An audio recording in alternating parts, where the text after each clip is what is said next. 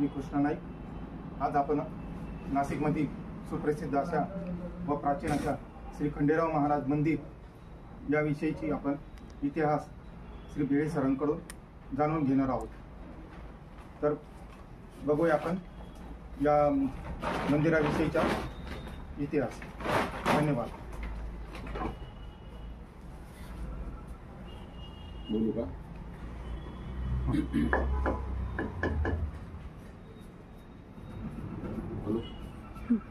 माझं नाव सोमनाथ वासुदेव बेळे। आपल्या नदीच्या काठावरती खंडेराव महाराज कुंड आहे, म्हणजे रामसेतू कुंड आणि गाडगे महाराज कुंड, त्याच्यामध्ये खंडेराव महाराजाचं कुंडाचं असं नाव पडलेलं आहे। सदर जे खंडेराव महाराजांचं मंदिर आहे ते अत्यंत जुनं आहे, म्हणजे आपल्या नाशिकमधलं सगळ्यात जुनं नाशिक मंदिर बांधलं जातं। आमच्या पूर्वजांना म्हणजे वरच्या 3-4-5 पिढ्यांच्या पूर्वीचे जे पूर्वज होते त्यांना ते स्वयंभू अवस्थेत तिथे सापडलं होतं।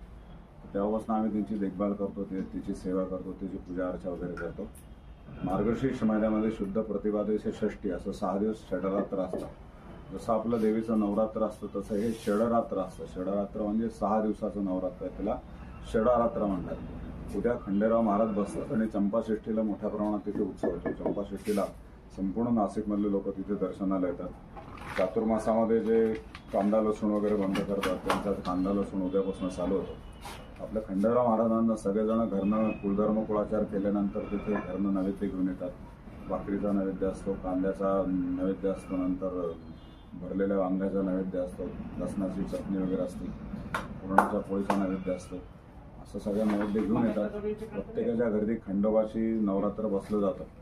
खंडेराव महाराज म्हणजे आपलं देवी जशी कुलदेवी असते तसा हा खंडेराव महाराज म्हणजे आपले पावणं कुलदैवत आहे।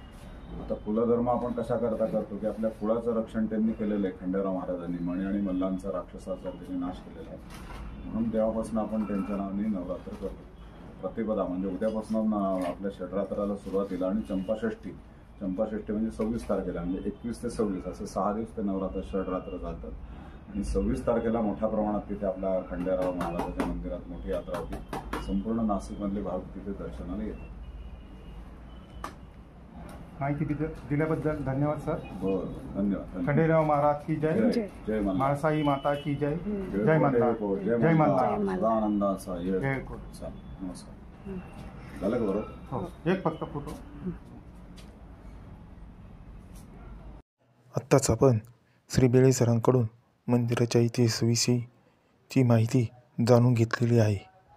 गोदावरी नदीच्या किनारीच असलेले हे श्री खंडेराव महाराज यांचे पुरातन व जागृत मंदिर आहे।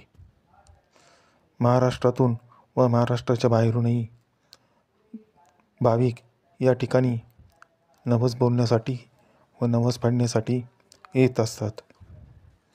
आता खंडेराव महाराजांचे षडनवरात्रोत्सव हा महोत्सव सुरू होणार आहे।